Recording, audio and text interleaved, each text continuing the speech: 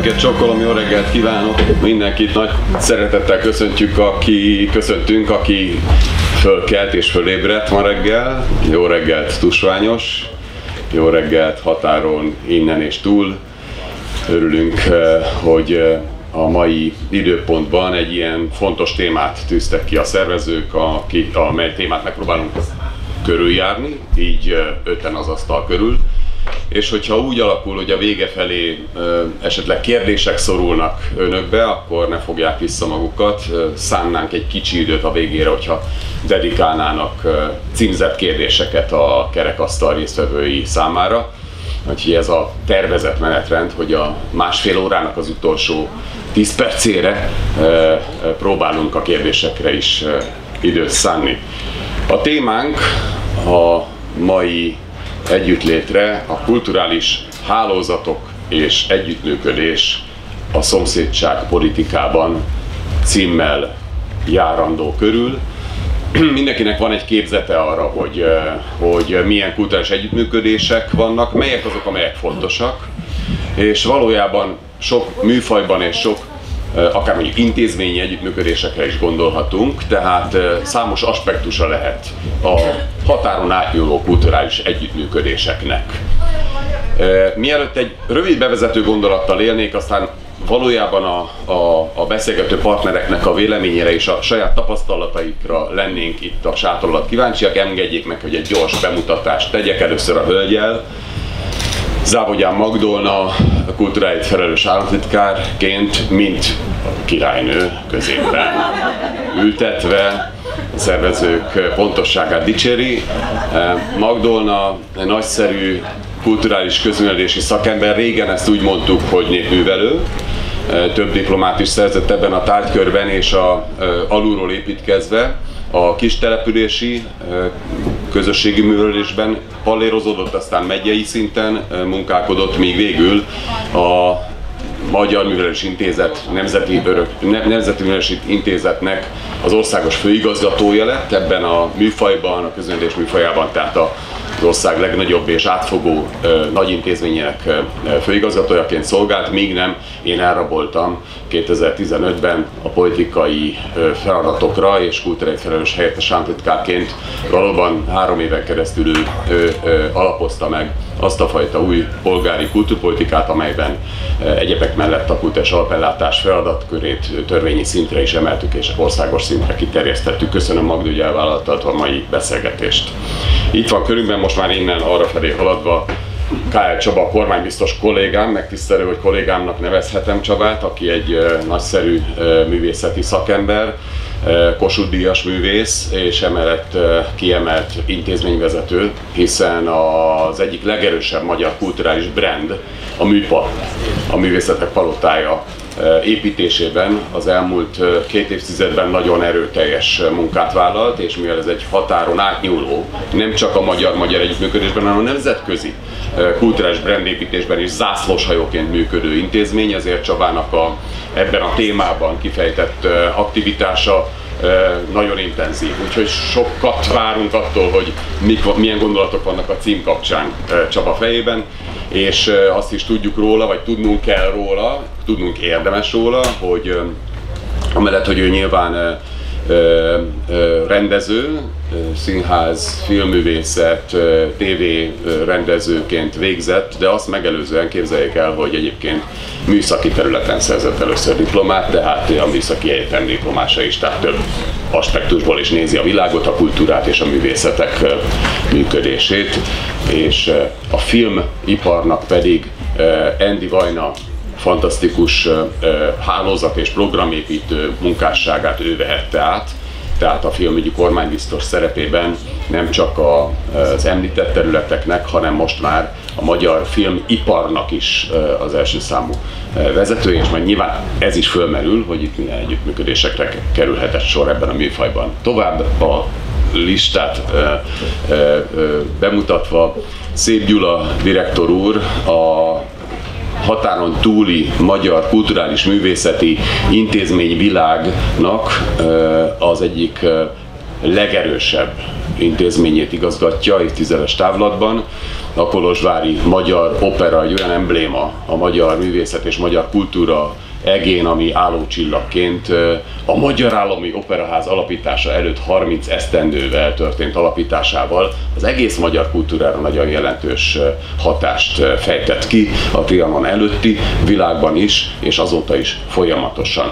És Gyula egészen rendkívüli intézményi teljesítményeket tudott felmutatni a társulatával, és folyamatos együttműködésben vannak egyébként a Magyar Állami Operaházzal, Ókvár Szilveszter főigazgatóval, és önállóan az a tény, hogy a határon túlon egy ilyen, a magyar operajátszás kiemelt intézményeként egy ilyen intézmény 100-105 évvel a trianoni békediktátum után is valóban nemhogy tartja magát, hanem fényesen tündököl, ez valószínűleg nagymértékben a társulat tagjai és a mindenkori vezetőinek az érdeme is. Úgyhogy nagyon köszönjük innen határon onnanról nézve, hogy ezt a kulturális küldetést, feladatot ilyen magas színvonalon teljesíted a kollégáiddal együtt, kérlek tolmácsold számukra is a köszönetnyilvánításunkat. És a csapat végén, lehet, hogy a csapat Benjáminja, így is jellemezhetjük, egy kiváló kulturális szakember ül, aki Szollár Péter, aki egy különleges alapítványi fenntartású kulturális intézménynek és turisztikai központnak az igazgatója, ez pedig a Pest hidegkúti Klebersberg kúria, Klebersberg kastély, amelyben kiemelt kulturális események, dedikált művészeti kulturális rendezvények kaphatnak helyt, és nyilván a hely szelleme, amennyiben 1922-től Klebersberg bő 100 évvel ezelőtti kultuszminiszteri kinevezésétől fogva volt a birtokában a családnak ez a kastély, és 32-es haláláig 10 éven át csinosította, szépítette, és a mai küllemét elnyerte a kastély, ezért az ő szellemét őrzi meg a mai napokig ez az intézmény, úgy, mint a polgári művelődési alapítvány fenntartásában működő, tehát nem állami, nem önkormányzati, nem egyéb fenntartói környezetben, hanem egy alapítványi fenntartásban működő kulturális központ. Köszönjük, Péter, hogy te is vállaltad a mai beszélgetést, és izgatottan várjuk, hogy a Klebersbergi 100 éves üzenet az a határon túli együttműködésekben milyen módon jelenik meg a ti intézményetekben. Azt ígértem, hogy a bemutatás után egy rövid bevezetővel fogok élni, és utána pedig provokatív kérdésekkel fogom itt a mellettem ülő kollégáimat és barátaimat. Ugye nem baj, hogyha tegeződünk, mert régi munkatársak és barátok vagyunk, engedjék ezt meg nekünk, hogy a tegeződő műfajt tarthassuk fenn. A bevezetőmben arra a gondolatra szeretnék koncentrálni, hogy ugye kulturális hálózatok és együttműködés a szomszédságpolitikában. Magyarán, hogy a 105 évvel ezelőtt különböző országokban széttagolt közép-európai térségben hogyan éljük meg magyarságunkat, milyen kulturális identitást tudunk kifejteni az anyaországi és a határon túli közösségekben, és milyen a szomszéd államokkal, az ő kultúrájukkal történő együttműködéseket képesek végrehajtani a különböző intézmények, intézménytípusok. Ez egy nagyon izgalmas kérdés, és szerintem estig lehetne róla beszélgetni. A másfél óra biztos, hogy szűkös időkeret lesz. Mert hogy én azt hiszem, hogy nem beszéltünk erről, most itt találkoztunk 4 perccel a kezdés előtt, tetszettek ezt látni, nincs összebeszélés közöttünk, de hiszem és vallom és tudom, hogy itt az asztal körül ülők közösen valljuk, hogy csak is egységes és oszthatatlan magyar kultúra van. Ha pedig egységes és oszthatatlan magyar kultúra van, akkor a magyar kultúrában, a magyar művészetekben tevékenykedő szakemberek, illetve vezetők feladata is arra terjed ki, hogy ne csupán a saját akciórádiuszuk területére terjedjen ki a tevékenységük, ne csak Kolozsvárra és az erdélyi párciumi közösség számára mutasson egy itteni intézmény kulturális muníciót, hanem a tágabb közösség, mondjuk a magyar-román együttműködés számára is mutasson fel, és a teljes magyar oszthatatlan kultúra jegyében akár az anyaország felé irányuló programokat is generáljon. És hasonlóan az anyaországi tevékenységünk is teljes látókörű, tehát a kárpát-medencei magyar közösségek irányába nyitottá vált az elmúlt 15 évben. Ehhez a polgári kultúrpolitika és az elmúlt 15 év kormányzás rengeteg támogatást, rengeteg segítséget, rengeteg ideológiai keretet biztosított. Egyetlen ilyen keretet idézek csak fel, amikor nagy tisztesség számomra, hogy alkotmányozó nemzetgyűlés tagjaként 2011-ben magam is szavazhattam Magyarország új alaptörvényéről. Az alaptörvény kimondja, hogy a mindenkori magyar állam felelősséget visel, ezt a kifejezést használják, felelősséget visel a határon túli magyar közösségek iránt. Magyarán feladatul tűzi az alkotmány, alkotmányos feladatul tűzi ki, hogy a felelősséget viselve, kulturális értelemben is közösséget formáljunk. Eddig gondoltam a bevezető gondolatot, ami megalapozza a beszélgetésünket. Először államtitkár asszonyt provokálnám, mert államtitkár asszonynak a buvóárjában és a feladatlistájában imponálóan sok és gazdag együttműködési program szerepel. Vannak olyan a kormány által elindított névvel rendelkező programok, ezeket nem is nevesíteném, hanem kérlek, hogy emelj ki néhányat, amely programok pontosan azt hivatottak célozni, hogy a határon átnyúló kulturális együttműködésben ez az egy és oszthatatlan magyar kultúra ez egységben jelenjen meg. Magdi, akár a programokról, akár az intézményi műfajok közötti együttműködésről, mi a legfontosabb üzenet a te irányodból most abban a mikrofonban? Köszönöm szépen!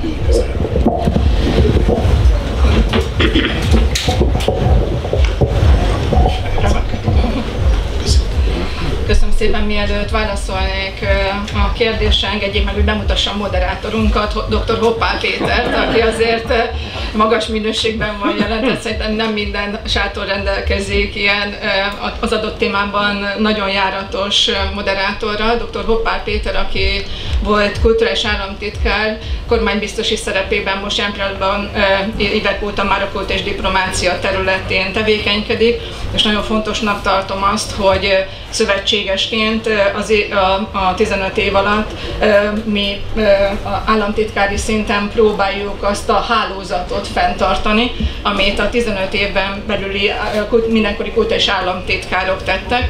Tehát, hogy az köszönhető az előző 14 évnek a munkájának, hogy következetesen bár az államtitkárok váltották egymást, de egymásra épülően tudtuk a hálózatokat kiépíteni. Hát és mellette az Orbánság elkötelezett érdekérvényesítője, karmester és a komoly zenei szcénának az egyik kiemelt olyan szakembere, aki... Elég.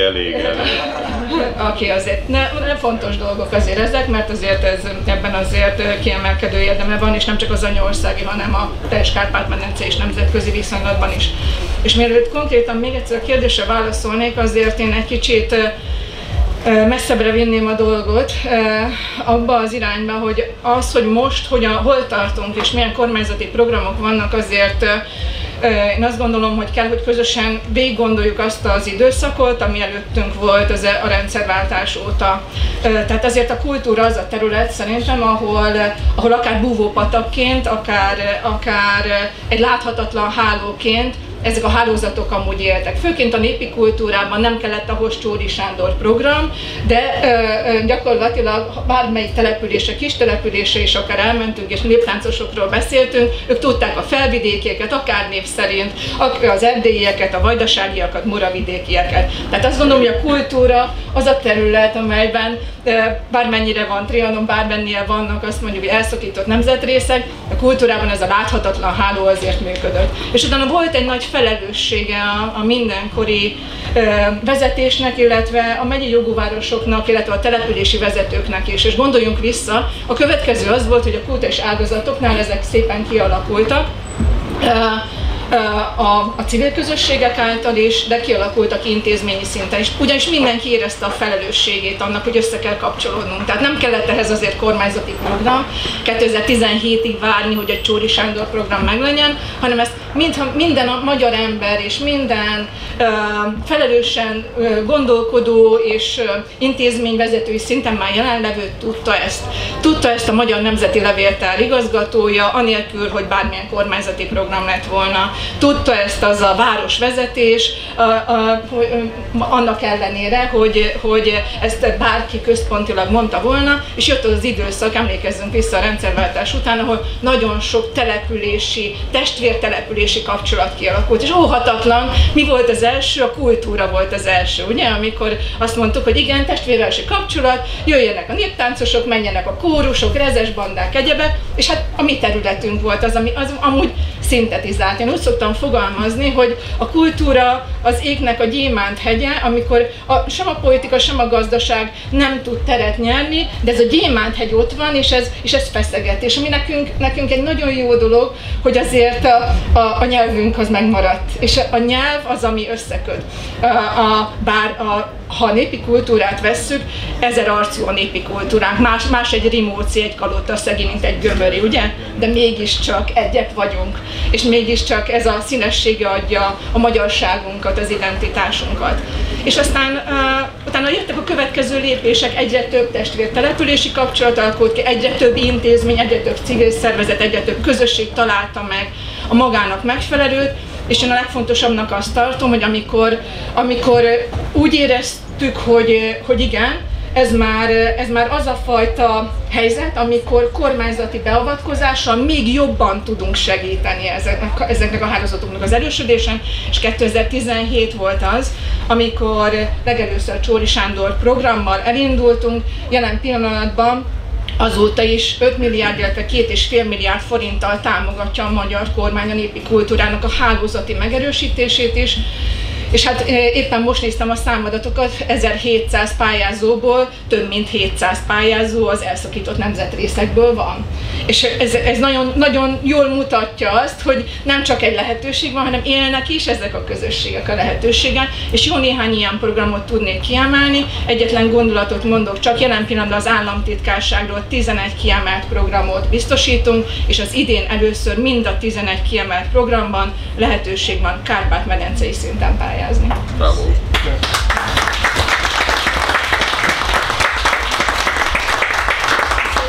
Nagyszerű.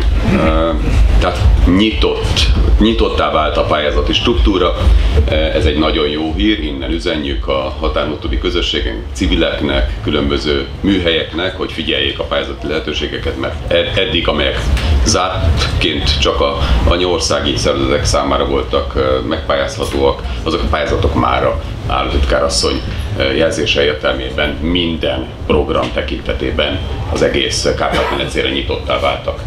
K.L. Csaba filmügyi kormánybiztosként nyilván globális műfajt művel, tehát azért ez egy nagyon, nagyon komoly ügy, amikor nem viszünk valahova valamit, és így próbáljuk meg a magyar értéket pozícionálni a nagyvilágban, hanem olyan rendszert építünk ki, hogy ide jön a világ. Csaba, hogy történik az, hogy egymásnak adják a kilincset, és GDP növelő iparággá tettétek a magyar filmipart? Mik az együttműködések a te ezen területeden? Köszönöm szépen, és sok szeretettel köszöntök én is mindenkit. Még mielőtt erre válaszolok, csak a államtitkárasszony által felvetett gondolathoz annyit, hogy miért is talán felmerülhet az emberek a kérdés, miért beszélünk ennyit a kultúráról, tehát miért olyan fontos, vagy ugye a mai világ egyik legnagyobb problémája, és ez nem csak a mai, általában, hogyha előző korokat nézzünk, voltak ebbe erősödések, meg gyengülések, az az identitás kérdése. Kik vagyunk, honnan jövünk, merre tartunk. A kultúra az egyik legfontosabb támasza ennek az identitáskeresésnek, hiszen rakott, és főleg egy ilyen több mint 1000 éve itt élő népnek ez egy fantasztikus lehetősége. Fölrakott egy olyan kulturális hálózatot önmagától, mert ugye, ahogy a Magdi mesélte, a népi kultúrát senki nem szabályozta, az élet része volt, és az örömöt, a bánatot, a boldogságot, együttlétet, ezt fejezte ki. És aztán volt az úgynevezett magasabb kultúra, ugye ezt a magas kultúra szót azt mi nem szoktuk szeretni, de ami pedig ugye eleinte az arisztokrácia körül, aztán a polgárság körül alakult ki, erősödött meg, és természetesen használta a népi kultúrának az elemeit, még ha ezt nem is mondta ki, de ugye beburkolta a reneszánsz idején reneszánsz zenébe, a barokk idején a barokkba, és így tovább. Tehát tulajdonképpen volt egy ilyen kettős hatás. És ez a kettős hatás az itt élő emberekre erősen hatott, hiszen a saját életüket fejezte ki. És tulajdonképpen elkezdett felépíteni egy olyan inercia vagy vonatkoztatási rendszert, amiben a magyarság el tudta magát helyezni. És ezt úgy tudta megtenni, hogy a kultúra beépült a nyelvbe, természetesen hiszen a nyelv műveli ezt, de ami mellett meg kell említenünk, és ezt főleg Kodály emelte ki, hogy erősen a zenében. Tehát a zene egy olyan erő és egy olyan DNS formánk, kulturális DNS formánk, ami örökíti ezt. Hiszen a kisgyermeknek a mama dúdol, és ezeknek a gyökérzete itt nálunk az mondhatni, hogy több ezer éves, Kárpát-medencében több mint 1000, de hát már előzőleg is jelen volt. És hát ez ad egy olyan rendszert, amiben el tudjuk magunkat helyezni, amitől azt mondjuk, hogy erős a kultúránk, és azt mondjuk, hogy van mire építkezni. Most ez egy olyan adottság, amit kutatni kell, állandóan föl kell tárni, állandóan a mai nyelvezetre le kell fordítani, hogy a fiatalok is értsék, és aztán átadni nekik ezt a gazdag örökséget, hogy ők is tudják, hogy igenis van egy ilyen vonatkoztatási rendszer, amiben ők magukat a világba el tudják helyezni. Ez egy hatalmas érték, nagyon kevés van egyébként, még a nagy kulturális nemzetek kapcsán is inkább leépülőben van ez a folyamat. Nézzük meg Franciaországot vagy Németországot, nagyon szomorú az állapot. És hál' Isten, itt ugye vannak közösségeink, akik ezt építik, és ugye a kormányzat is ezt értékeli és érzi, hogy ennek mi a fontossága és támogatja. Most ennek ugye van egy ilyen speciális ága, most már a kérdésre válaszolva, elnézést a kis fejtegetés miatt, amit úgy hívunk, hogy film.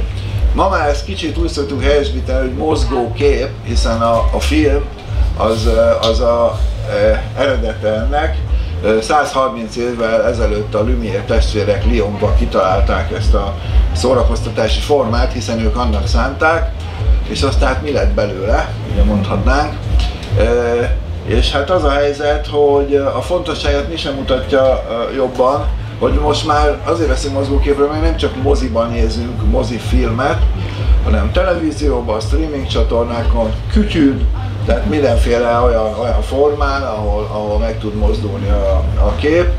És hát van egy sajnos, le kell mondani a következtetés, hogy a Gutenberg galaxisra kezd ráterepedni ez a új mozgókép galaxis, hogy az információkat, a tanulási anyagokat, meg szóval mindent, amiből táplálkozhatnak az emberek, azt mozgókép kíséri, mutatja be. Úgyhogy ezért fontos arról beszélni, hogy ez egy olyan forma, most már én el szoktam nevezni Lumière galaxisnak, mert ugye mégiscsak tőlük ered. És hát ezt nem csak arra lehet használni, amire egyébként nagyon sokan használják, hát hogy finoman fogalmazok, nem túl nívós produkciók összehozására, hanem ez egy olyan eszköz, a bevezetőben elhangzottak kapcsán a magyar kultúra megerősítésére lehet használni, sokkal jobban lehet használni az oktatásban, a közművelésben, ugye Magdival van több ilyen programunk is. És hát ugye nagyon érdekes, Szép Gyulával beszélgettünk arról, hogy nem csak az operajátszás indul innen Kolozsvárról, hanem Janovics Enő mester miatt a filmgyártásunknak egy nagyon komoly része is innen indul. Ugye Budapesten mutatták be 1901-ben az első magyar filmet, a Tánc, az című, akkor még így írtuk helyesen, című alkotást, de itt Erdélyben és Kolozsvári központ, a Janovics Jenő elkezd szervezni egy fantasztikus filmes életet, ahol olyan nevek bukkannak föl, mint Kertész Mihály, aki később Michael Curtis néven ugye a Casablancával nyer Oscar-díjat, és hát a Korda fivérek, Korda Sándor, aki kiköltözik és megalakítja a brit filmgyártást. Na most, amikor a film, hogy mitől vagyunk most ilyen lendületben a film kapcsán, akkor ezt mindig el kell mesélni a külföldieknek is, hogy az itt filmező, a filmet elkezdő emberek aztán kimennek Hollywoodba, megalakítanak két stúdiót, a Fox stúdiót és a Paramount Pictures-t, az elsőt Fox, vagy még Magyarországon Fuchsnak hívták, de aztán angolosította a nevét, és hát a Cukor, aki producerként, alkotóként is jelentőset alkotott, de mégiscsak a 4 alap hollywoodi stúdióból 2-t magyarok alapítanak. És ez az örökség szintén egy kulturális örökség, ugye nem így szokták emlegetni, de mégiscsak a filmgyártási képesség, és ennek nem csak az írás, rendezés, vágás, tehát a kreatív része fontos, hanem az a filmszakma, amikor egy világosító, ugye itt Magyarországon 124 éve tudja, hogy hova kell ezt a lámpát letenni, mert megtanulta az elődjétől, és tulajdonképpen itt van egy olyan szakmai bázis, amire elkezdődött szerveződni ez az úgynevezett csúnya szó, hogy bérmunka. Tehát észrevették a hollywoodi filmkészítők, hogy Magyarországon van egy komoly szaktudás, és erre érdemes alapozni, és mikor beléptünk az EU-ba, akkor pedig egy támogatási rendszer is kialakult, ez nem csak Magyarországon van, hanem Európa minden országában. Ez azt jelenti, hogy valaki készít egy filmet, és Magyarországon a filmre elköltött pénznek, amit igazol vagy elszámol a filmiroda felé, annak a 30%-át a kormányzat visszafizeti.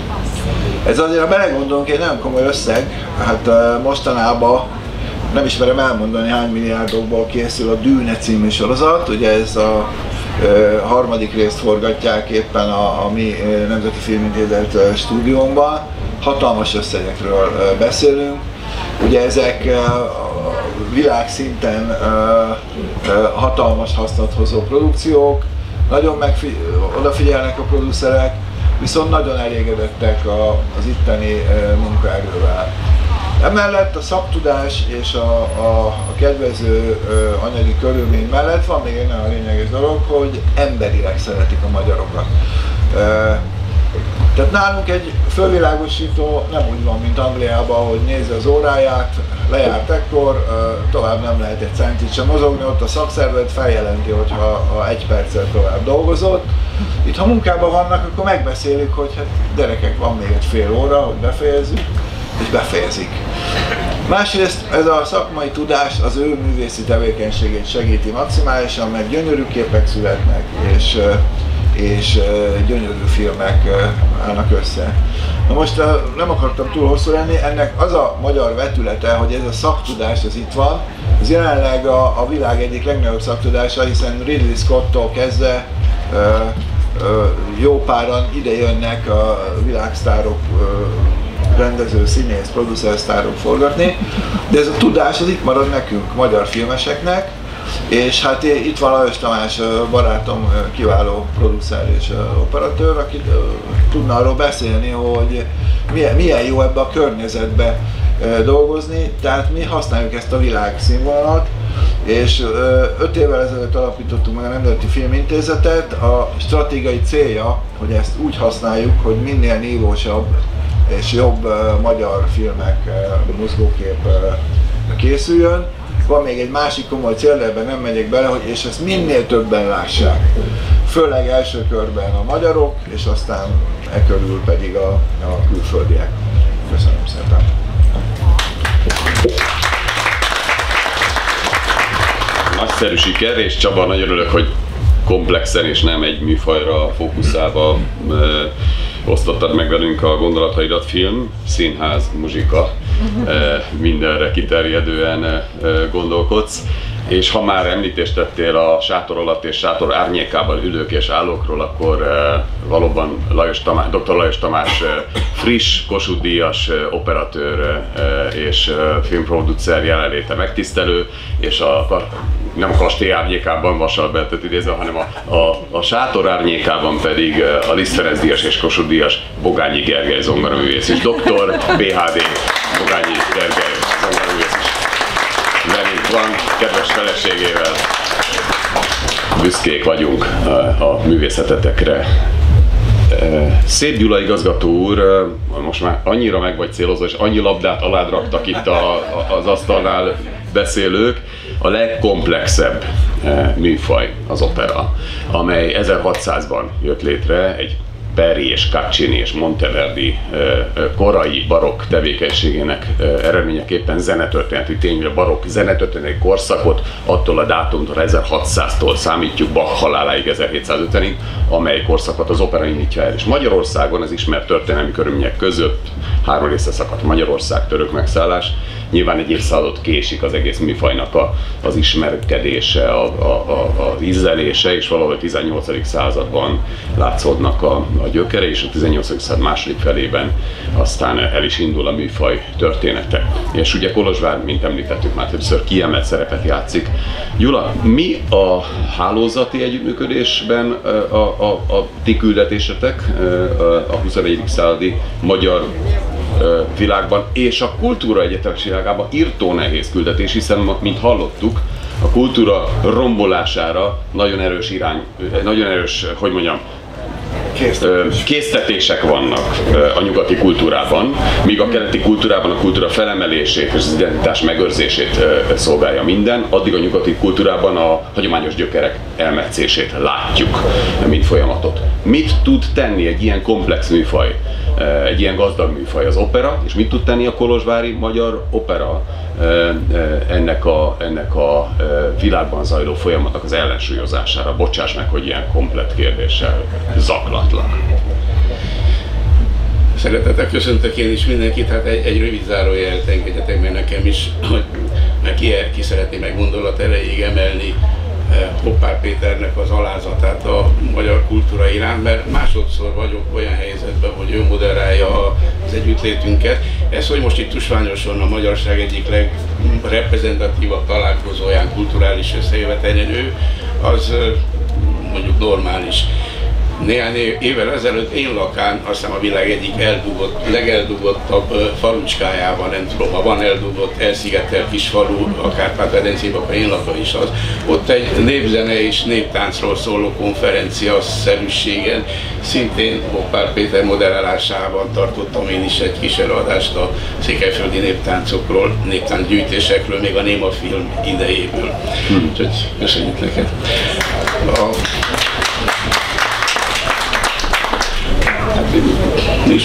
Nyilván nagyon komplex valóban a kérdés. A kolozsvári magyar opera most már mindjárt 235 éves, tehát ő volt az első magyar opera, 1792-ben jött létre. A 20. században én úgy érzem, hogy egy nagyon fontos kulcs volt, híd volt, mind a magyarországi zenés színjátszás kultúra, mind pedig a magyar-román kulturális kapcsolatoknak a normalizálásában, a jó kapcsolatoknak a megteremtésében. Valóban, mivel nagy létszámú együttesről van szó, a kiszállások, a sok utazás az nem annyira egyszerű, mint ahogy a folklór szintén. A néptáncosok nagyon könnyen tudtak menni egyik városból a másikra, hát már 90-től az erdélyi minden néptáncos volt, azt hiszem évente szinte Magyarországot megjárták, tehát ez egy normális kapcsolat, normális hálózat. Az opera egyrészt a nemzeti vonalat kellett képviselnie, hisz más kellett legyünk, mint a román opera. Kolozsvár az egyetlen város a világban, ahol két állami opera van, azt mondjuk a Staatsoper, tehát ilyen nincs több a világban, és ott vagyunk 1 kilométer egymástól, mind a kettő hasonló nagyságú, és természetesen az opera repertoár, nagy egyetemes repertoár mind a ketten játszott, mert nem lehet operaház Verdi, Puccini, Mozart, Bizet, meg Rossini vagy Donizetti nélkül, de ugyanakkor mitől különbözünk, és ez a múlt rendszerben sokszor felvetődött a kérdés, hogyha mi is a Traviatát olaszul játszunk, ők is olaszul játszák, akkor nekünk meg pedig meghatározó vonalat kellett megszabnunk maguknak, ahol emellett a nemzeti operajátszást is, és ennek 2 vonalát hozzuk létre. Mi vagyunk az egyetlenek, akik Erkelnek mind a 8 operáját színre vittük. Ezt annak idején a 90-es években a Gyulai Márciázzal közösen, ugye a Gyula szülővárosa, Erkel szülővárosa Gyula, de Erkel viszont a saját bevallása szerint is Kolozsvárnak köszönheti mindaz, ami van, egy ilyen idézete van, ami gazdag, mindaz, amivel lettem Kolozsvárnak köszönhetem, hiszen a 820-as években több évet ott volt, és Brassai Sámuelnek az irányítása mellett kezdett elő, Brassai kezdte irányítani, hogy Beethoven kell játszani, és hogy mi az, amitől te egy nagy muzsikus leszel, és Erkel ezt így tartja. Tehát emellett, hogy ezt mind a 8 operát, és ezeket nyilván Magyarországon is, Miskolcon, Budapesten, és természetesen Gyulán is bemutattuk, tehát ez a kapcsolat 90 után normálisá vált. Azelőtt ez nem létezett. Én úgy tudom, hogy azelőtt egyáltalán nem járt a Magyar Opera Budapesten. Bukarestben volt 1860-ban. 120-an utaztak le Kolozsvárról Bukarestbe szekerekkel, és 11 címet vittek le. Azóta is verem a mellem a román környezetben, mert nyilván mindig elmondom nektek, hogy tudjátok, mikor voltunk először Bukarestben. Hiszen Kolozsváron még a vasutat is a 864-ben kezdték el, nyilván Budapestre építeni, Bukarestre nem is tudom, amikor. Tehát viszont a másik vonal, amit nekünk fontos volt, hogy a magyar kultúrát Romániában megismertetni, hogy évente legalább egy kortárs magyar operát is bemutatunk, ami nagy erőfeszítés, hiszen jól tudjuk, hogy a kortárs zenének, a kortárs operának a népszerűsége nem hasonlítható a hagyományos, viszont nekünk ez egy program, és tetszik, nem tetszik, nyilván megválogatjuk a legjobbakat. Nemrég mutattuk be Vajda Jánosnak a Karnyoné című operáját májusban, de november utolsó csütörtökén a Művészetek Palotája és az Operaház által kiírt meseopera pályázatának a nyertesét mi fogjuk bemutatni ősbemutatóként, Mester Dávid Aranykulcsoska című operáját, amin egy Tolsztoj novellára írt librettóból készítettek operát. Tehát ez a 2 irány nekünk fontos, hogy be is ékelődjünk a román kultúrába, meg is ott legyünk, és ezt viszont a nemzeti vonalunk az erős legyen, és hivalkodó is, ha lehet ilyet mondani, még akkor is tudjuk, hogy nem annyira népszerű, de mi ezt folyamatosan mondjuk, hogy nekünk, és megmerem kockáztatni, hogy Budapesten kívül senki magyar környezetben ilyet nem csinál, infrastruktúrája sincs. Nyilván mi azért egy egy kis opera vagyunk, de mindenünk van. Tehát egy 250 tagú társulat, kevesen vagyunk, de mindenből van. Opera szintén kevesen vagyunk, ugye? De mindent le tudunk játszani, amit a zeneszerzők megírtak. Erősíteném a Bukarest fele javuló kapcsolatunkat, hisz létrehoztak egy operafesztivál Bukarestbe, ami a Kelet-Európában talán az egyetlen jelentős, kétszer a budapestiek is voltak, és a mi 4 ottlétünk alapján most januárban úgy a romániai zenekritikusoknak az egyesülete minden évben díjakat hoz ki, és úgy kihirdették, hogy a kolozsvári magyar opera a legjobb Romániában az opera szintén, és itt nem magyar műveket vittünk, hanem legutóbb Puccinié volt a tavaly a Fecskét, azelőtt Bartók műveket vittünk, a csodálatos Mandarint és a Kékszakáló hercegvárás, azelőtt Ravelnek a Két egy felvonásosát, és szóval mindig különleges műveket vittünk, amit nem nagyon játszanak mások, még Magyarországon sem. És ezzel úgy érezzük, hogy stabilak is vagyunk, ha lehet ilyesmiről beszélni ebben a világban, hisz jól tudjuk, hogy az opera egy drága műfaj, azt el kell tartani. Hát ilyen szempontból a román állam elég tisztességesen viszonyul, hiszen a minisztériumhoz 5 operaház tartozik Romániában, ami nem kis ter, és ezen kívül vannak még dalszínházak, amelyek a helyi önkormányzatokhoz tartoznak több városban, tehát ilyen szempontból ez egy pozitív.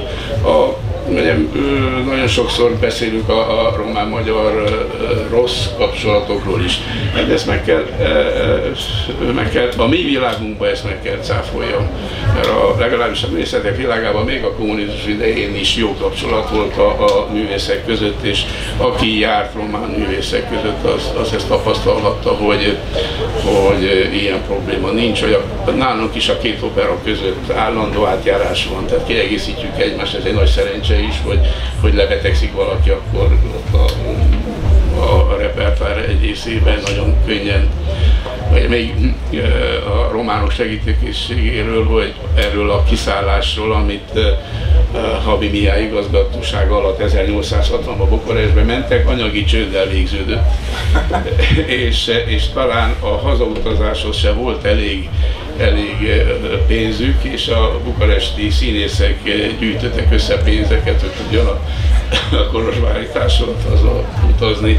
Hogy ebből mi az igaz, mi nem tudom, ez Lakatos István zenetörténész írta le. Ami nem opera, ezt elkezdtem az elején, hogy azért a hálózatokat igazán az EMKE kezdte el építeni, az Erdélyi Művelődési Közművelődési Egyesület, ami 1870-es években jött létre Kolozsváron, és ők már a 90-es évek után minden határon túli intézménnyel, tehát Délvidéken, beleértve Horvátországot, Szlovéniát, Felvidék, Kárpátalja, nagyon erős hálózatot és láncolatot hoztak létre. Alig telt el negyed év, hogy valahol ne találkozzanak és ne legyen eszmecsere, tapasztalatcsere, ami egyrészt a népfőiskoláknak a működtetését vonta be, de főleg a műkedvelő kultúrának a szintjének az emelése volt a cél, és a közös gondolkodás. Ez tulajdonképpen mai napig van, egy kicsit mindig attól függ, hogy éppen ki annak a civil szervezetnek, az ernyő szervezetnek ki a vezetője, milyen csapat vezeti, mert ez meghatároz aztán a kapcsolatoknak a mienségét is, de hát ez mindig így volt, amelyik intézménynek jó gazdája van, az meglátszik. Egyőre köszönöm.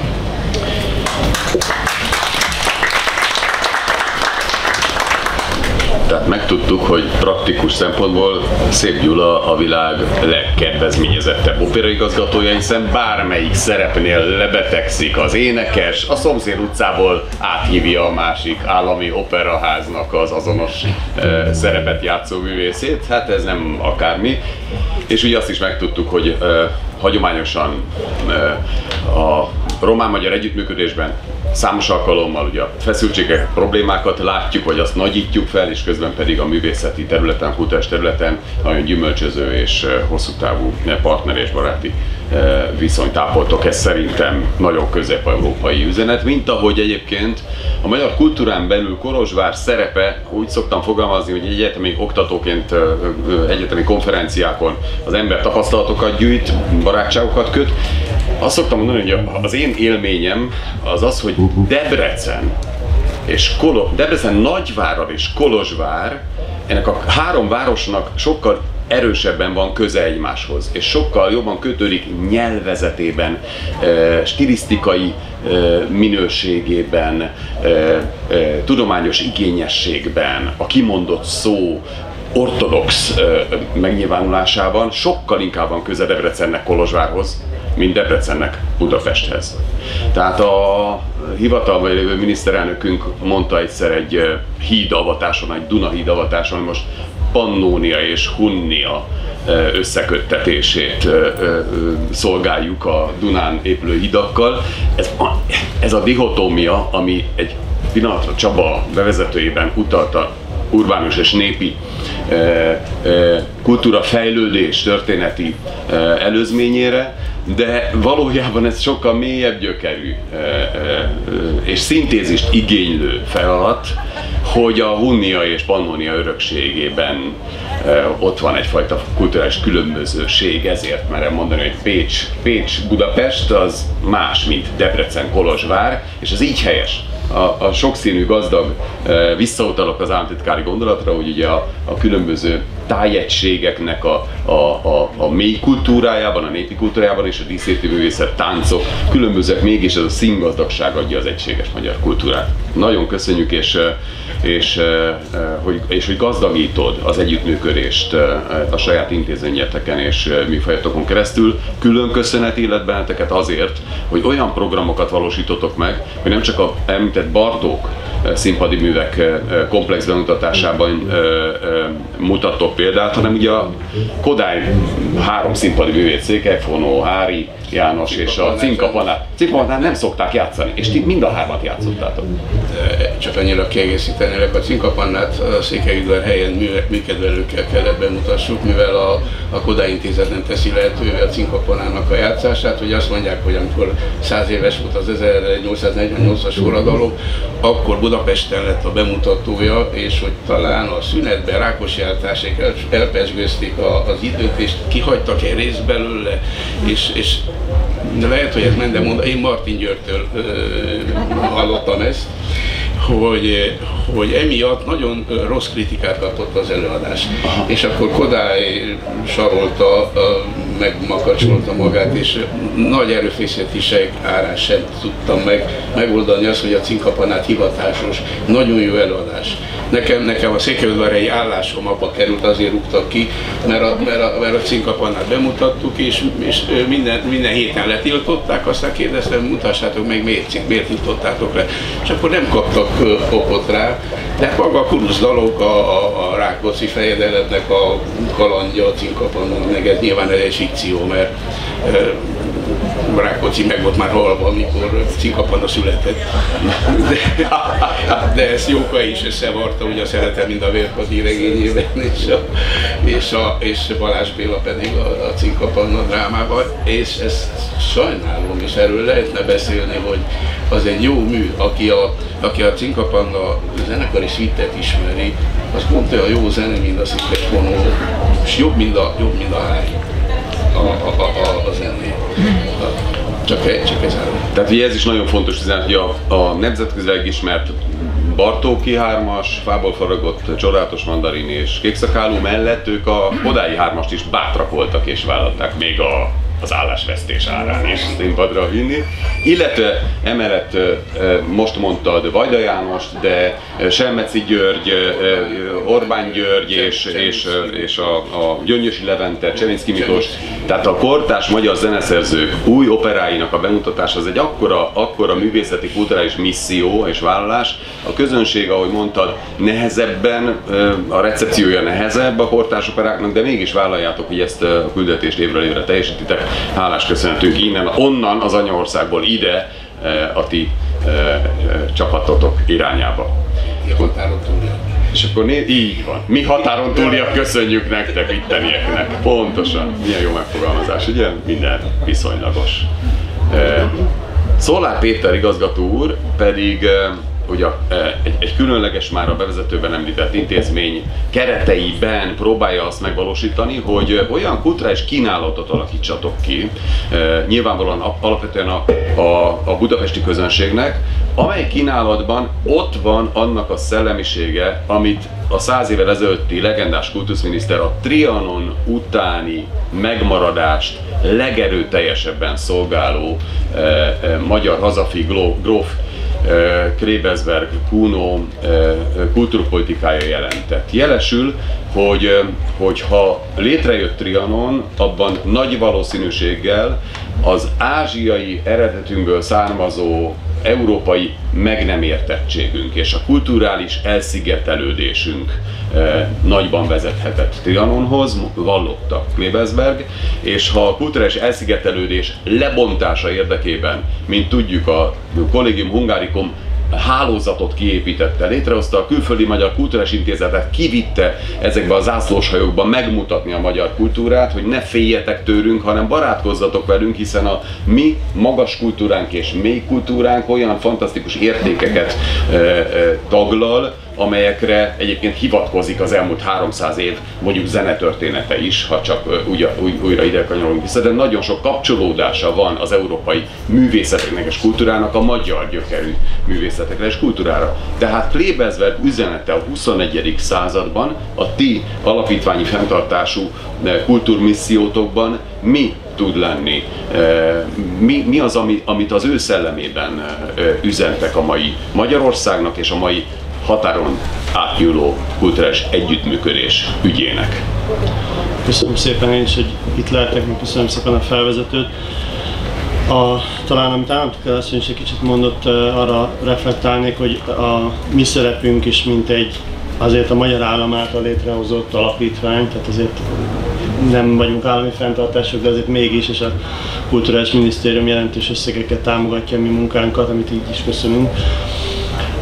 Azért a mi feladatunk talán az, hogy mi is politikamentesen, de azért tényleg mint egy ék, mi is ott legyünk kicsiben ezekben a nemzetközi együttműködésekben. Ezt mondom azért, mert nincs egy hónapja, hogy a saját címdarabunk, amit Krebersberg életéből íródott, és nálunk tavaly került bemutatásra az Összetartozás Fesztivált követően.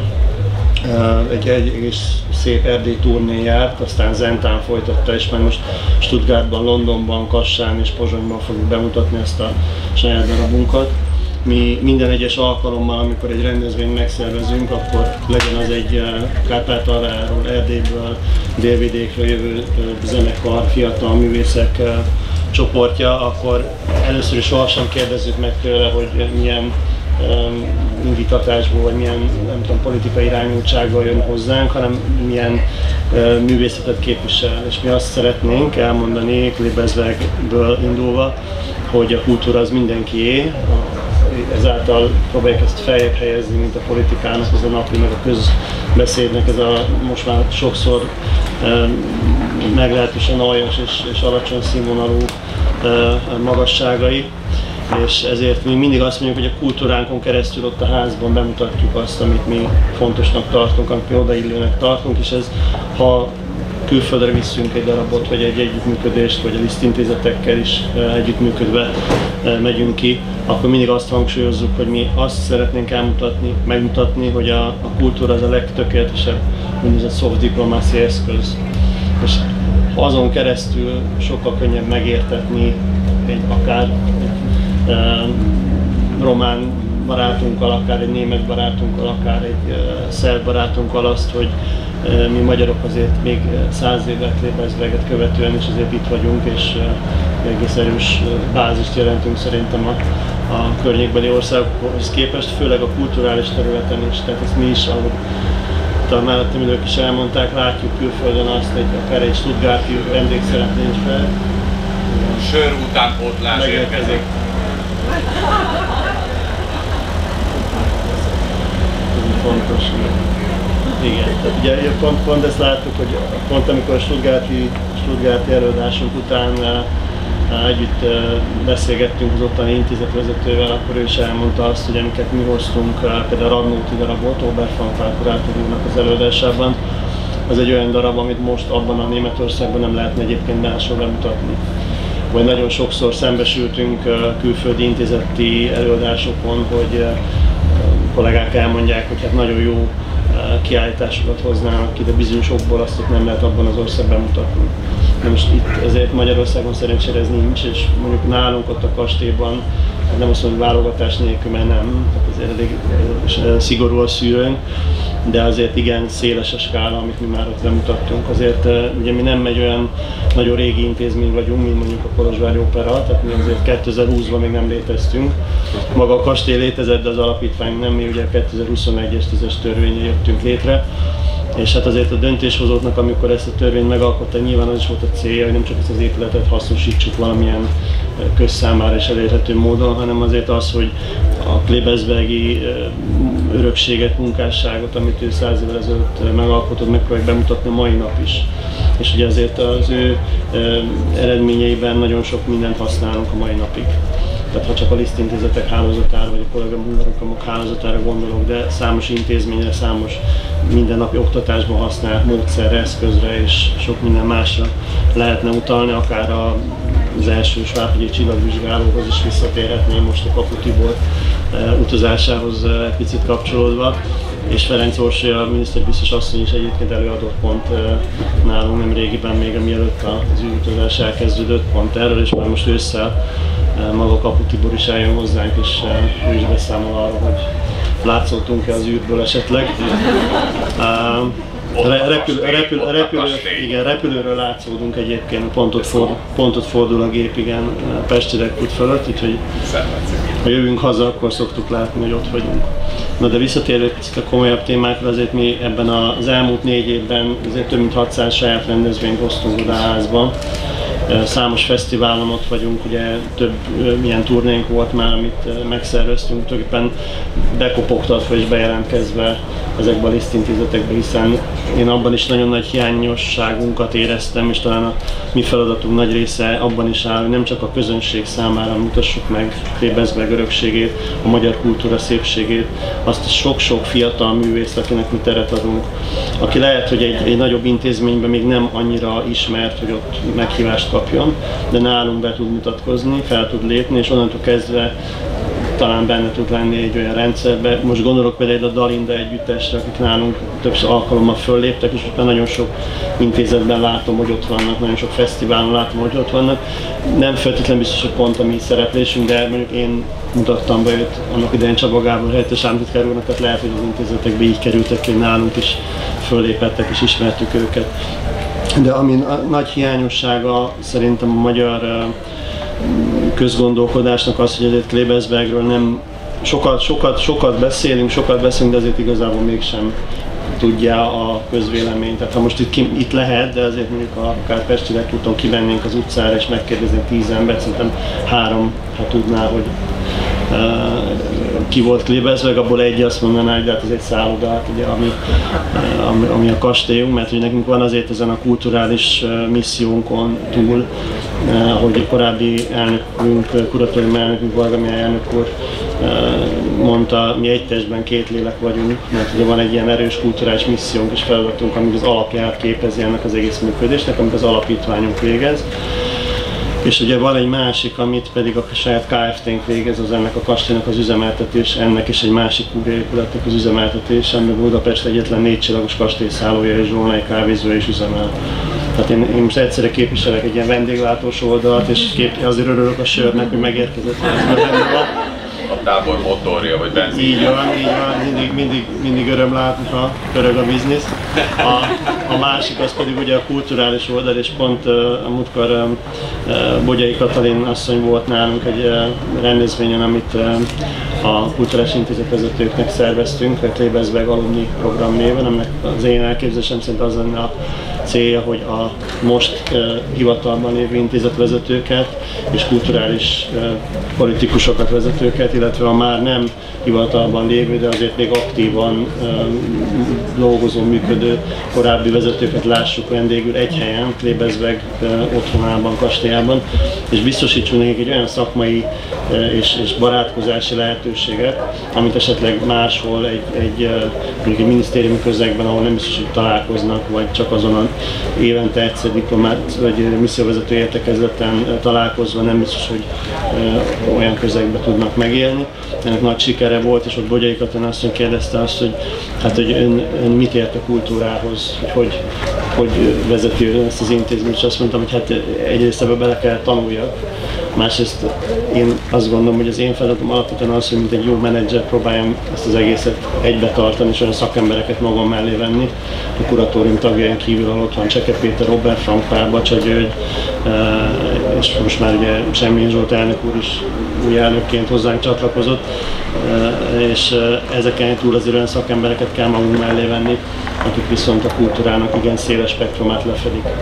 Tehát nálunk tényleg az opera tanszakos hölgyeknek a koncertjétől elkezdve filmbemutatónál, hogy a saját színdarabjaink bemutatása is megtörtént. Van azért kis közpolitikai beszélgetés, aztán van egy kis külpolitika a Nógrádi Györgyen, mert ugye az én végzettségem az nemzetközi tanulmányok, és akkor azért nyilván ezt az egy politikát érintő témát azért beengedtem a házba.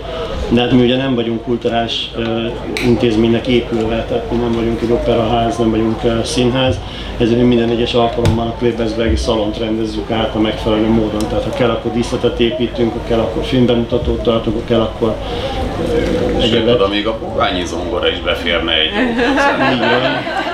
Így van. Volt már nálunk Balázs János is egyébként, és a pianinónk átment a próbán, úgyhogy mozgott, rezgett, de azért kibírta. Szóval nekünk igen, így ebben a tekintetben széles a repertoár, és a mi felelőnk tényleg azt gondolom, hogy az, és akkor nem akartam nagyon hosszú lenni, hogy mi ne csak ott lennek a második kerületi kis közönségnek, ami nem annyira kicsi, egyébként 160 000 laknak a második kerület és környékén, az agglomerációt is belevéve, hanem azért Budapesten és most már így a határokon kívülre vagy túlra kerülve alapvetően azért a lisztintézetek hálózatán keresztül, de megpróbáljunk mindenhol ott lenni. Én amikor legelőször Rómába mehettünk 2023 elején, húsvétkor egy nagyon szép előadással, a Haydn Krisztus 7 szava keresztre előadással mentünk ki azzal a kamarazenekarral, aki minden hónapban nálunk föllép, a Graciózó zenekar, és Cseke Péter közreműködésével, akkor én az akkori akadémiai igazgatónak, Budar Gábor úrnak mondtam azt, amikor beszélgettünk és egyeztettük a dolgokat, hogy hát igazgató úr, sem ön, sem én nem lennénk ott, és csinálhatnánk azt a szép nemes feladatot, amit csinálunk, hogyha nincs Klebezberg. Mert akkor nincs a kastély, amit most én vezethetek, és nincs az akadémia sem, amit ő vezetett. Tehát nekünk van egy ilyen közös vonalunk, amire büszkén is vagyunk, és ehhez kell nekünk méltóan dolgozunk. Nagyszerű! Gratulálunk a munkátokhoz! Én majd a tanulságokat a végén próbálom megvonni, de mégiscsak azt érzékeltjük, hogy 4 év alatt 600 program létrehozása az egy nagy állami kulturális intézménynek is becsületére válna. Tehát és egy alapítványi fenntartású intézmény ekkora kulturális missziót folytat, aki tudatosan a LISZT intézetek hálózatát, ami 23 országban 26 magyar kulturális intézményt jelent, mint trójai falovakat, és őket ellátni produkcióval, értékes magyar művészeti kulturális produktummal, azt szerintem egy óriási misszió. Tehát gratulálunk nektek, Péter, ez egy nagyon imponáló és komoly vállalás és kultúrmisszió, ami a munkában vagytok. Ránézve az órára, hogy tartsam a szavam, hogy a végén lehetne egy-két kérdést is feltenni, 2 perces kérdéseket szeretnék most egy körben nektek föltenni. Az egyik percben arra térjetek ki, legyetek kedvesek, hogy mire vagytok a leginkább büszkék a saját területeken, működési területeken, és mi az, ahol még feladatot láttok magatok előtt. Az második perc az, hogy mi az, ahol még lehet erősíteni, vagy ahol jól lenne még hozzátenni az eredményekhez. Tehát mi az, amiben marha jó a teljesítményünk, a ti tevékenységeteken keresztül, a magyar művészeti kulturális teljesítmény, mi az, ahol még tennivaló van az én területemen? Ez a kérdés, jó? 2x egy perc mindeddig ütkötöknek, menjünk sorba, Csaba. Ugye én 2 lovon ülök, a műfaj és a Filmintézet. A Magyar Kettes. Ez Magyar Kettes. Néha állni is kell, és hogy nehezebb lovalni. Ugye a műpa idén 20 éves, és hát a világ vezető kulturális intézményei közé sikerült föltornáznia magát az elmúlt 20 évben. Ez tényleg egy olyan, tulajdonképpen egy olyan befektetése volt a magyar államnak, ugye az Orbán kormány kezdte az első Orbán kormány építeni,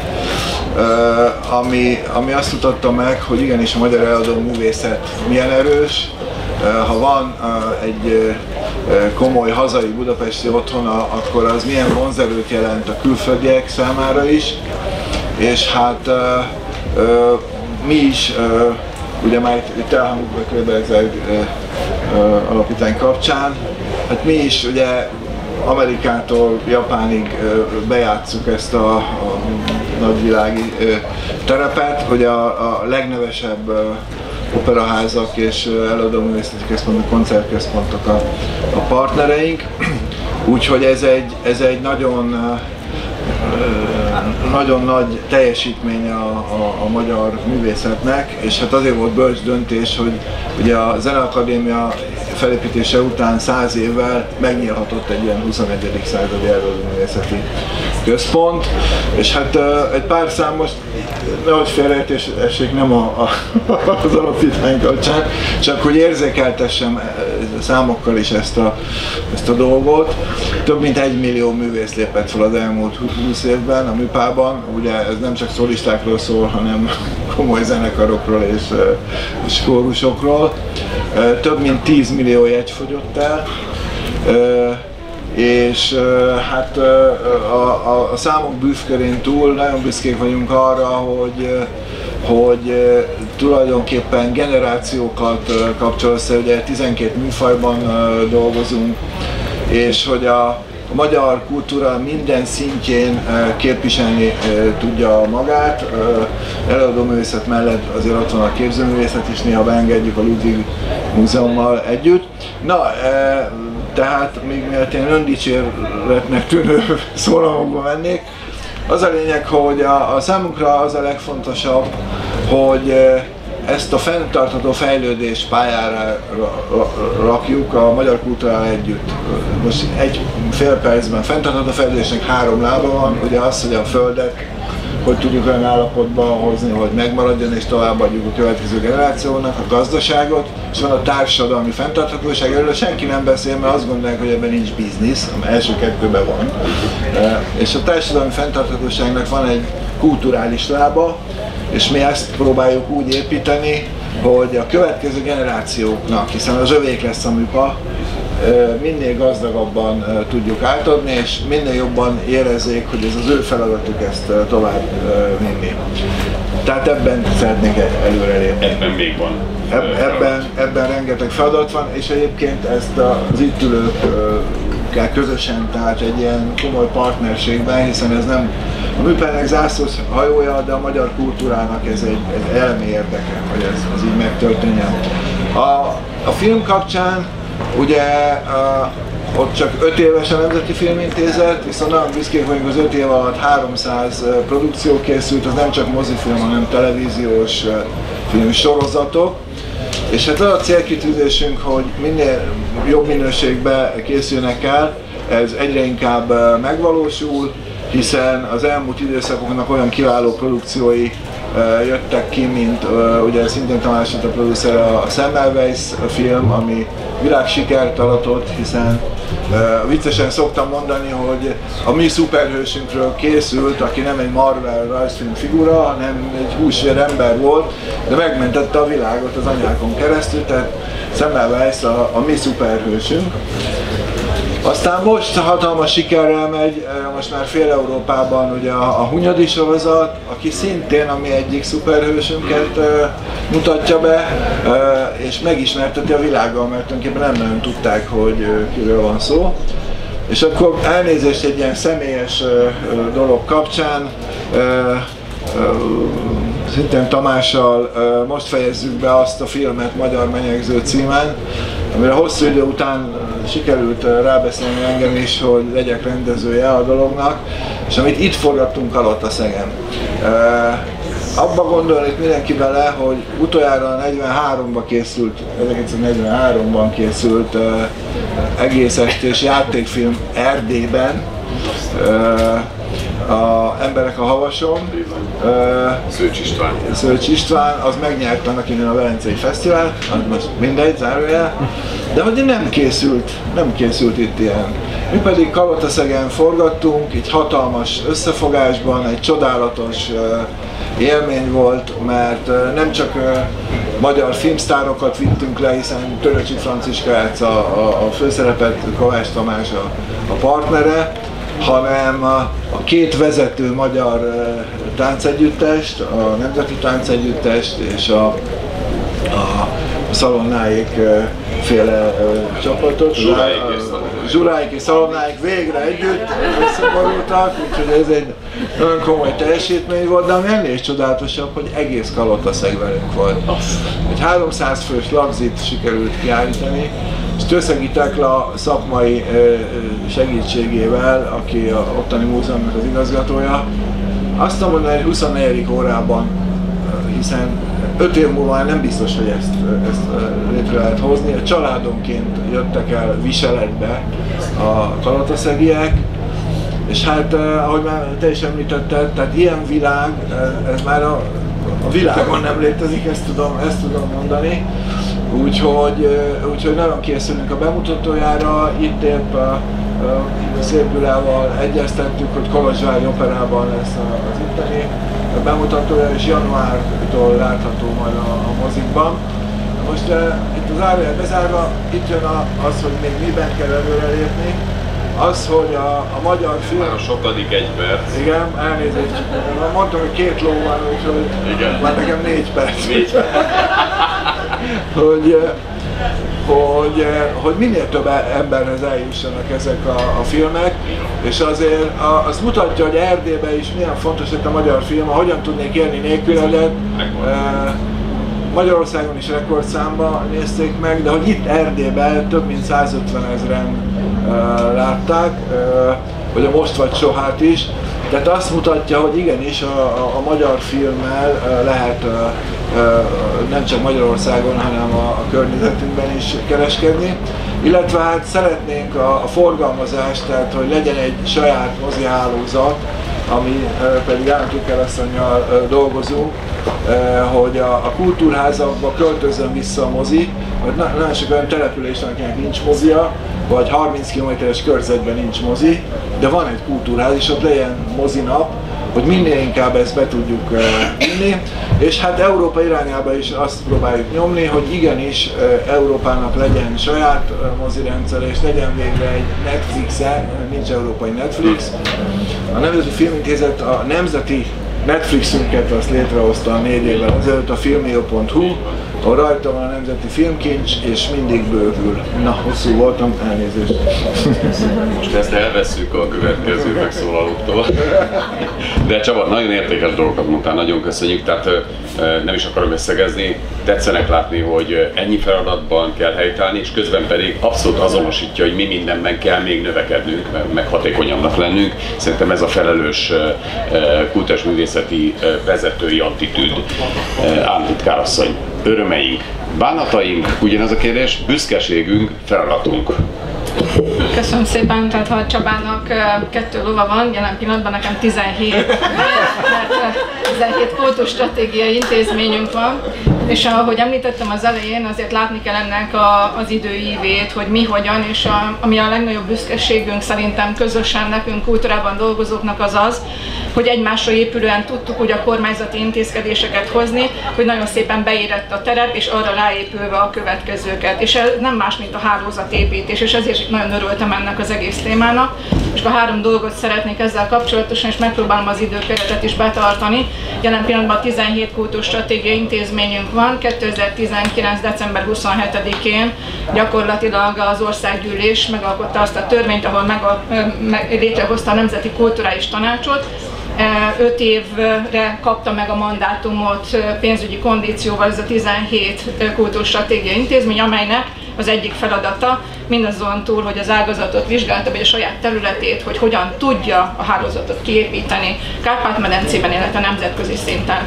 Ez a megállapodás jelen pillanatban december 31-én lejár a magyar kormánnyal, és most készítjük elő, és itt a feladat, a következő 5 éves ciklust, amelyben tisztelettel jelentem, hogy a Kolozsvári Opera is be fog kerülni, mint kultúrstratégiai intézmény, pontosan a komplexitásával és hálózatépítésével együtt, és mindemellett megvizsgáltuk még azért a népfőiskolai hálózat kiemelt szerepet kap. Azt gondoljuk, hogy kiemelten kell, hogy kezelődjön a tánc érintettsége, és ezáltal fog bővülni a kultúrstratégiai intézmények hálózata. Már most a kultúrstratégiai intézmények nagy része leadta azt az 5 éves koncepciót, amiben gondolkodnak, és ebben kiemelt a módszertani feladatellátás és a hálózatépítés, és a legfontosabb a kárpát-medencei szintű hálózat kialakítása. A másik program, amely inkább mélyfúrásnak szoktam hívni, ugyanígy a filmklubok kapcsán rengeteg ilyen van, az nem tudom hány lovon ülünk, összességében már szerintem több százon. Ezek a mintaprojekteknek a menedzselése, éppen a tegnap előtti napon tárgyaltunk Kovászna megye képviseletében, illetve a brassói 27 település vonatkozásában, hogy mintaprogramot indítunk el ősztől. Egyrészt közösségszervező képzés, ugyanaz a probléma, mint az anyaországban, hogy a kis településeken nincsenek közmezési szakemberek, nincs meg az a kovász, hogyha alapvetően a kulturális programokat, amit most mondtam, hogy megnyílt mind a 11 a Kárpát-medencei szinten, ki az a szervezőközeg, aki leviszi az adott település, vagy megszervezi ott. Ennek a képzése fog elindulni, a Szapienciával együttműködve, és már mintaprogramokat tudunk hozni. Települési értéktárak vonatkozásában is ennek sokkal több összefüggése van, mint ami most ebben a 30 másodpercben elmondható.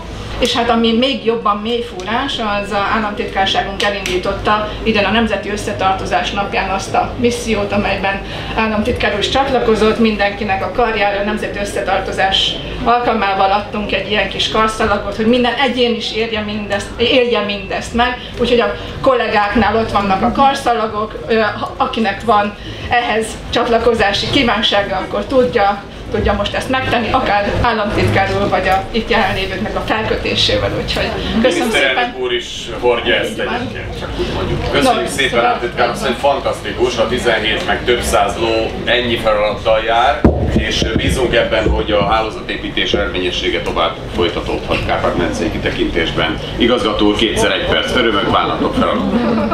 Hát az idő rövidsége miatt csak az operára szorítkozom. Tudnék, az erdélyi művelődési életnek én nagyon sok szegmentumában részt veszek, meg irányító, meg különböző szerepei vannak, de hagyjuk.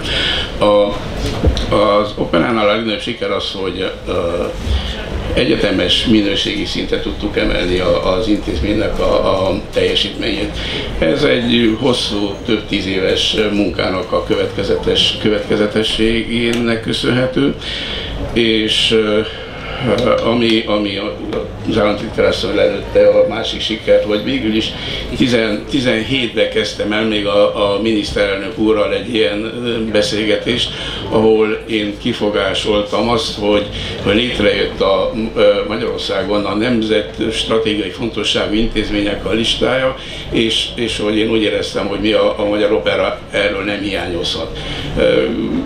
Tárgyalások folytat még Fekete Péter államtitkár úrral, és úgy látom, hogy most a mostani művelődésügyi minisztérium érzékenyebb volt erre a témára, és meg is beszéltük a miniszter úrral, az ígéret volt talán decembertől, a kiegészítő lista a Kolozsvári Magyar Operával, és talán a debreceni Csokonai Színházzal, és hát ezt én egy sikertörténetként élem meg. Én úgy érzem, hogy még jobban tudjuk teljesíteni ezt a híd szerepet a román és a magyar kultúra között.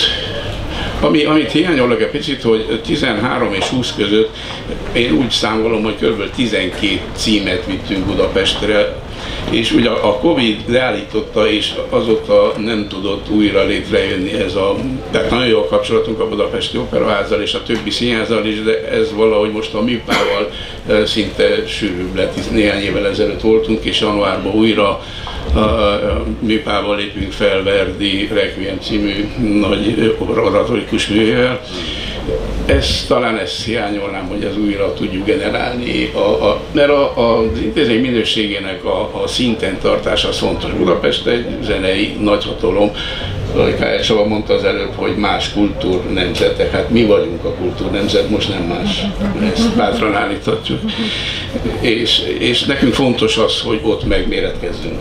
Talán, ha mondhatnék most hiányosságot, talán ez. Köszönöm. Nagyszerű, köszönjük szépen. Szolár Péter igazgató végül, 2x1 percben. Jó, én is igyekszem gyors lenni. Kezdem a bánattal, vagy a rosszal.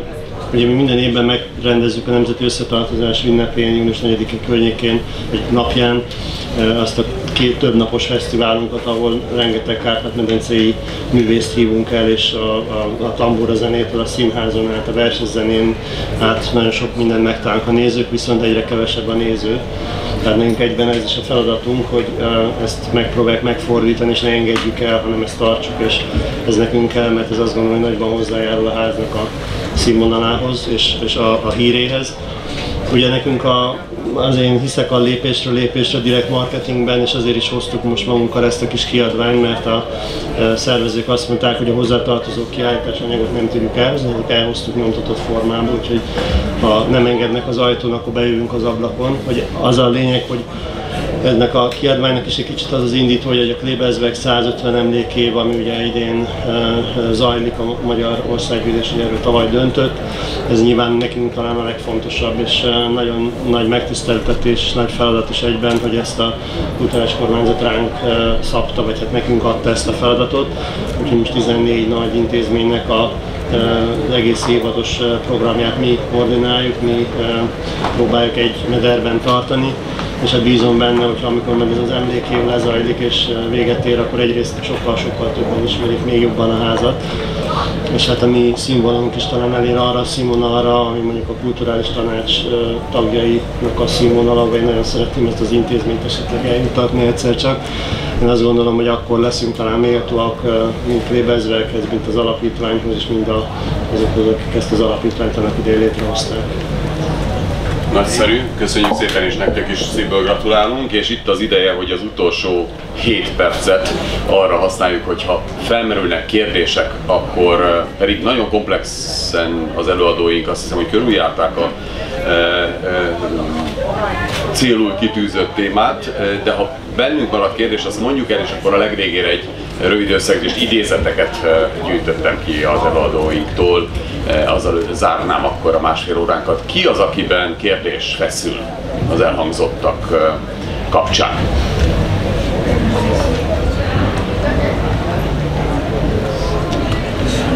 Vagy nagyon kimerítőek voltak az előadóink, vagy pedig még korán van, és a harmadik lehetőség, hogy nem akarunk kamerák között megnyilvánulni.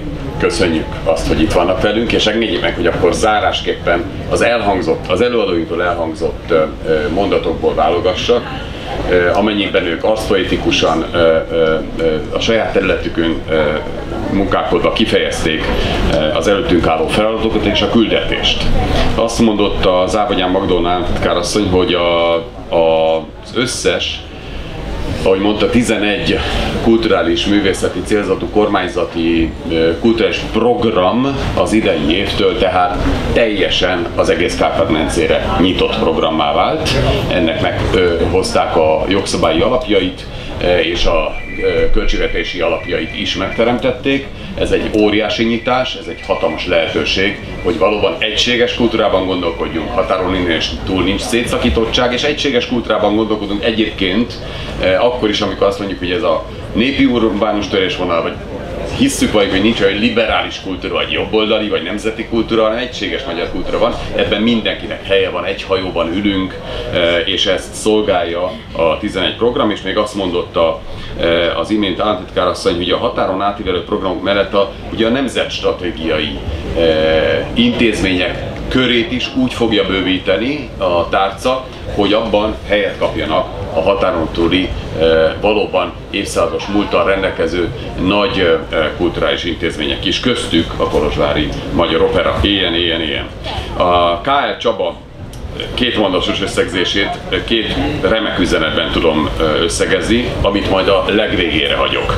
Most Szép Gyula két kiváló mondatát szeretném hangsúlyozni, amelyben az első körben arra hivatkozott, hogy a magyar-román viszonylatban, ugye Erdélyben vagyunk most, hajlamosak vagyunk inkább a vitákat emlegetni és felhozni a viszonyrendszerünkben, de ennél sokkal fontosabb látnunk és tudnunk és tapasztalnunk azt, hogy a művészeti területen, a kulturális területen a szakemberek együttműködése az szakmai és baráti és egymást támogató jelenlét. Tehát azt hiszem, hogy a szomszédságpolitikában sokkal erősebb terepet kellene adnunk a kulturális és művészeti szakembereknek, hiszen ők megteremtik és megélik a maguk területén nem csak a békét, hanem a stratégiai együttműködést is, és ezt el kellene tanulnia a többi területnek, legfőbb a politikának és a politikumnak is. Szerintem tőletek kell, hogy tanuljunk. És másik mondatot pedig az volt, ami egy gyönyörű összegzés, hogy mi vagyunk a kultúrnemzet. Képtelenné tettük önmagunkat arra a mai világ viszonylataiban, hogy a saját értékeinket és saját küldetésünket definiáljuk úgy, hogy ez ne nagy képviségnek tűnjön, hanem feladatnak tűnjön, és egy fundamentumnak tűnjön, amire ráállunk. Ez egy fundamentumkő, amit Szép Gyula most a vitában elmondott, hogy mi vagyunk a kultúrnemzet Európa közepén, és ez felelősséges feladattal jár mindannyiunknak. Köszönjük ezt a kiváló üzenetet. Szollár Péter az első körben azt mondotta, hogy a Lebensbergi örökség a ma is intenzív soft diplomacy eszköz világában, eszköztárában mozgósít identitásképző lehetőségeket, és hivatkozott Bogyai Katalin nagykövet asszonyra, aki tudnunk kell, hogy londoni kulturális intézet igazgató volt korábban, utána ENSZ nagykövet lett, és az ENSZ által létrehozott kulturális világszervezet, az UNESCO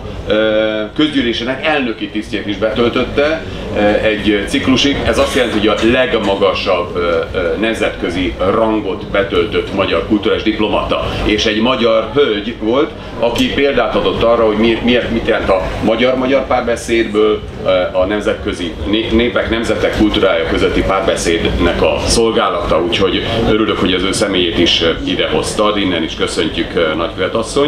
És egy másik mondatodban pedig a 14 nagy intézmény mostani éves programellátását a Klebersberg 150-en keresztül szintén missziós küldetésnek tekintitek, amelyben a kulturális azonosság 21. századi értékének felmutatását hangsúlyozzátok. És zárásképpen K.L. Csaba két gondolatát hozom ide, amelyben a legutóbbi körben azt mondotta a Kossuth Díjas rendező, hogy továbbadni az új generációknak azt a kultúrát, amit mi is megkaptunk és megtanultunk. Tehát, hogy nem lehetünk elégedettek, hogy jól működnek az intézményeink, hogy vannak programjaink. A jól működő intézmények és a kitűnően egzisztáló programok azt kell, hogy szolgálják végső soron, és mindannyiunk helyet mondta ki Csaba, hálásak vagyunk ezért a mondatért, hogy tovább kell adnunk a következő generációnak, akik majd működtetni fogják a műpát, ahogy mondtad, akik majd a Zeneakadémiát megtöltik, akik a Kolozsvári Magyar Színház közönsége lesznek. A következő generáció bekapcsolása, tehát kulcs feladat. A kultúránkat át kell nekik adni, meg kell velük szerettetni, és be kell lakatni velük, mert ők fogják tovább vinni. Nagyon hálásak vagyunk ezért a mondatért, és az utolsó mondatot az előző körben mondtad el, Csaba, amelyben arra hivatkoztál, hogy a kultúra identitás kérdés, ezért a különlegesen fontos feladatok közé kell sorolnunk. Azt hiszem, hogy ezzel a gondolattal érdemes bezárnunk a mai találkozónkat. A kultúra, tehát identitás kérdés. Látjuk, most politikai feladatkörömet nem akarom itt már hangsúlyozni az zárásban, de azt látjuk, hogy a kultúra 1000 oldalról támadás alatt áll, a hagyományos kultúra pozícióit védenünk kell, és Magyarország ebben kulcs szerepet játszik a normalitás politikájával és a hagyományos kultúra megőrzésével. Ha ezt Magyarország példaként fenntartja minden támadás ellenére, és az ébredő európai nemzetek becsatlakoznak mellénk, és egy patrióta együttműködés kontinenséré tudunk válni, akkor igazzá válik innen Tusnádfürdőről ez a felkiáltójeles mondat, hogy a kultúra az identitás kérdés, és ezért a legkülönösebb, legkülönlegesebb és legfontosabb feladataink közé tartozik itt a 20. évszázadban. Isten áldja mindnyájukat, eredményes tusványosodás mindenkit!